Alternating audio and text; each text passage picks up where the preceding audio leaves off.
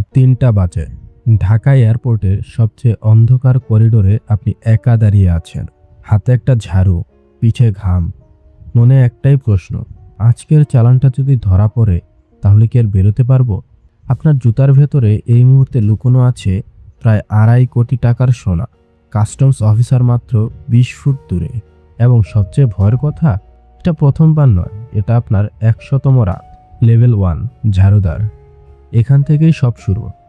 ২০১০ সাল। আপনার নাম রফিক, বয়স ২৪, মাসিক বেতন মাত্র ৭,০০০ টাকা।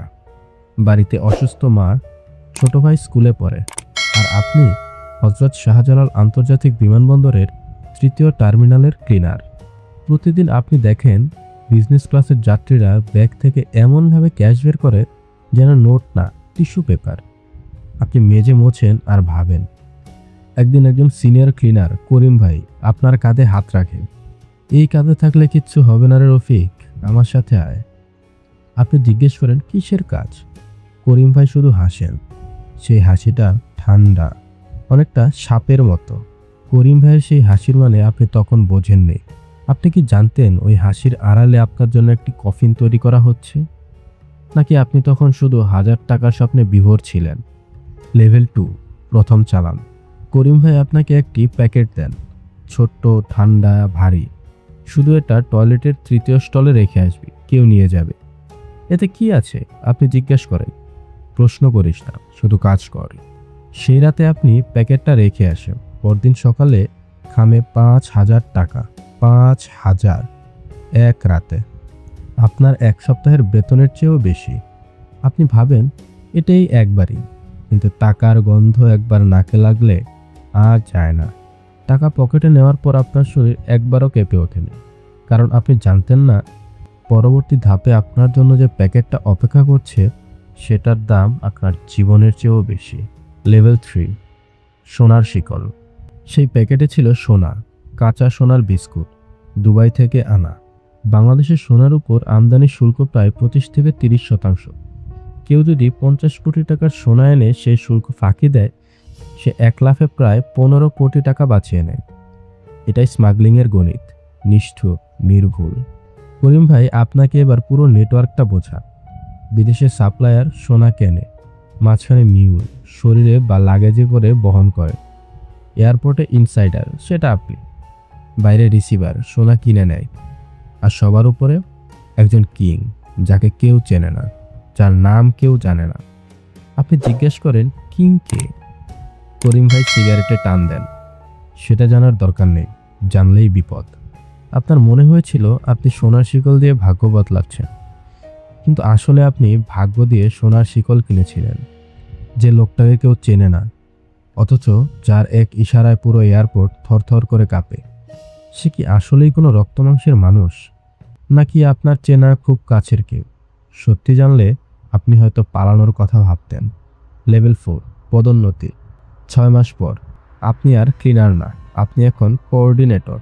মাসে আয় ২ লাখ টাকা। নতুন ফোন, নতুন বাসা। মায়ের চিকিৎসা শুরু হয়েছে ভালো হাসপাতালে। কিন্তু টাকা যখন বাড়ে, ঘুমের ওষুধও তখন বাড়ে। রাতে শুলে মনে হয় কে যেন দরজায় দাঁড়িয়ে। কাস্টমস, পুলিশ, নাকি নেটওয়ার্কের নিজের লোক?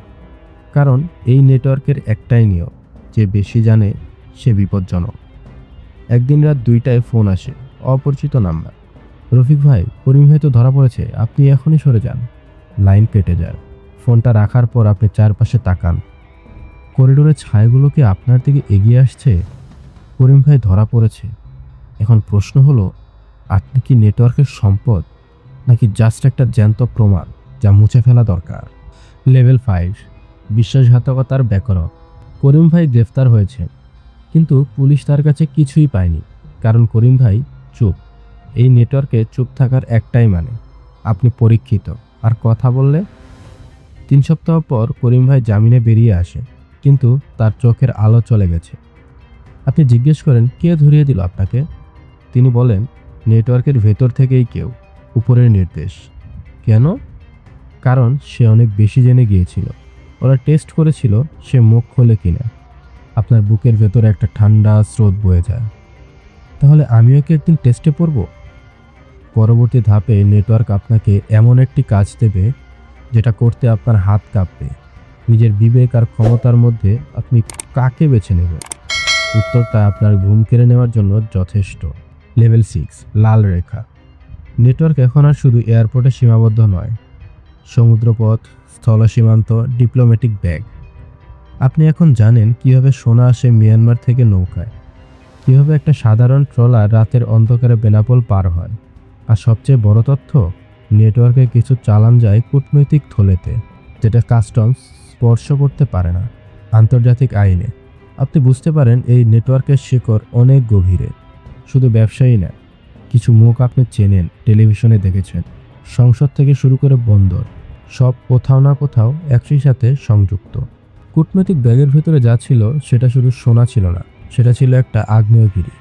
আপনি কি বুঝতে পারছিলেন আপনার পায়ের নিচের মাটি ধীরে ধীরে সরে যাচ্ছে? পরবর্তী স্তর আপনাকে সেই গর্তের একদম গভীরে নিয়ে যাবে। লেভেল 7, সিস্টেমের ভেতরে সিস্টেম। এয়ারপোর্টে কাস্টমসের একজন কর্মকর্তা, তার মাসিক বেতন 50,000 টাকা, কিন্তু তার ছেলে পড়ে কানাডায়, মেয়ে পড়ে লন্ডনে, গুলশানের 3টি ফ্ল্যাট। হিসাব মিলে না, কিন্তু কেউ জিজ্ঞেসও করে না।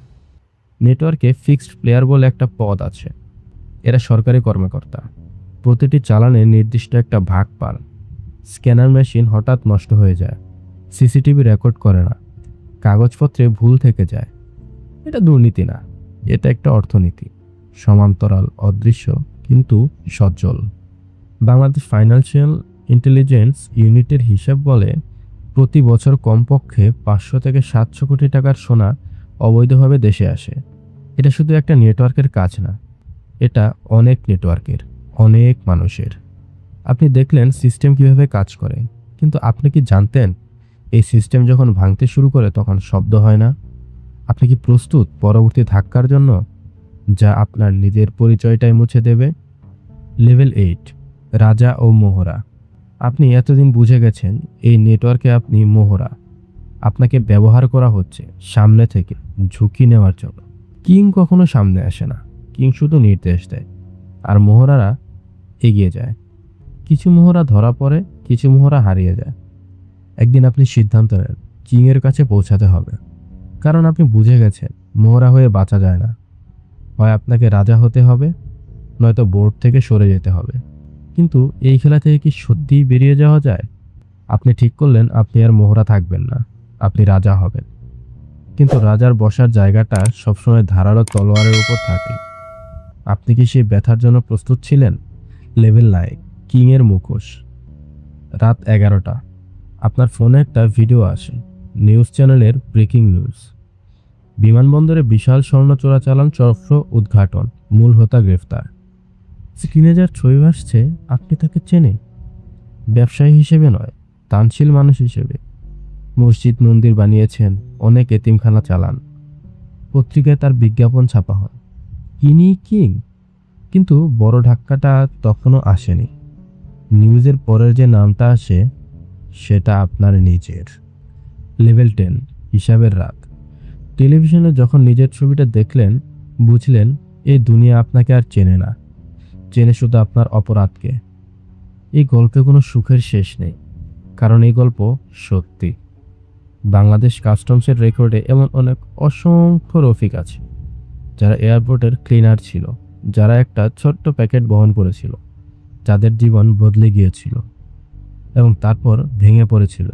কিং, তিনি এখনো মুক্ত, জামিনে, নতুন নেটওয়ার্কে, নতুন কোনো মোহরা নিয়ে। কারণ এই খেলায় রাজারা কখনো ধরা পড়ে না, শুধু মোহরারা পড়ে। সোনার চকচকানি দেখে যারা ভাবে এটা আলো, কিন্তু এটা আগুন, এবং আগুনের কাছে গেলে পুড়তেই হয়। এই ছিল আছে সোনার খেলা।